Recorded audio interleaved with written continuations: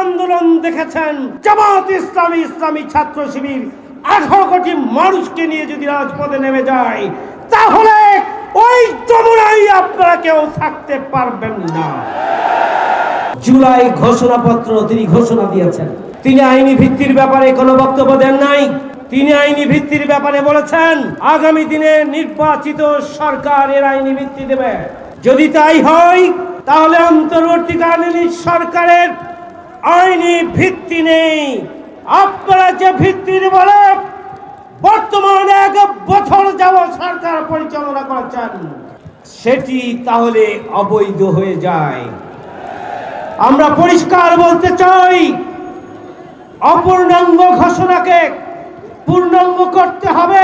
নির্মম হত্যাকাণ্ড সংযোজন করা হয় নাই, সাইদি সাহেবের হত্যা করা হয়েছে এবং আমাদের শীর্ষ নেতৃবৃন্দকে হত্যা করা হয়েছে। বিচারিক হত্যাকাণ্ডকে এখানে সংযুক্ত করা হয় নাই। আলেম ওলামাদের অবদানকে এখানে সম্পৃক্ত করা হয় নাই। ছাত্র সমাজের অবদানকে সম্পৃক্ত করা হয় নাই।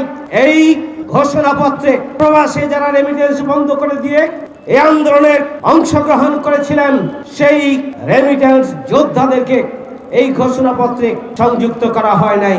আমরা পরিষ্কার করে বলতে চাই, এই অপূর্ণাঙ্গ ঘোষণাপত্রে দেশের জনগণ মানে না। এটাকে পূর্ণাঙ্গ করতে হবে এবং অবিলম্বে এই সরকার প্রয়োজন হলে কোন রাজনৈতিক দল যদি রাজি না হয়, গণভোটের মাধ্যমে হলেও এই ঘোষণাপত্র এবং জুলাই সনদকে আইনি এবং সাংবিধানিক কাঠামোর আওতায় নিয়ে আসতে হবে।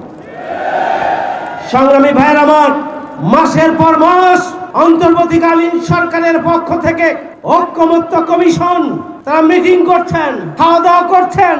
আপনারা একের পর এক মিটিং, সিটিং, প্রেস কনফারেন্স চালিয়ে যাচ্ছেন। জুলাই সনদের জন্য এখন পর্যন্ত আমরা বুঝতে পারছি না যে আবারও একটি রাজনৈতিক দলের নোট অফ ডিসেন্টের আনুগত্য করবেন না দেশের 18 কোটি মানুষের আনুগত্য করবেন। জুলাই সনদের আইনি ভিত্তি আপনারা দিতে পারছেন কিনা তার উপর নির্ভর করবে। এই জন্য আমরা আজকের এই সমাবেশ থেকে আমরা স্পষ্ট ভাষায় বলতে চাই, জুলাই সনদকে আপনাদেরকে আইনি কাঠামো দিতে হবে, প্রয়োজন হলে গণভোট দিতে হবে, প্রয়োজন হলে আপনারা এদেশের জনগণের ম্যান্ডেট নিয়েই জুলাই সনদের আইনি ভিত্তি নিশ্চিত করবেন। কোন বিশেষ রাজনৈতিক দলের আনুগত্য করবেন না।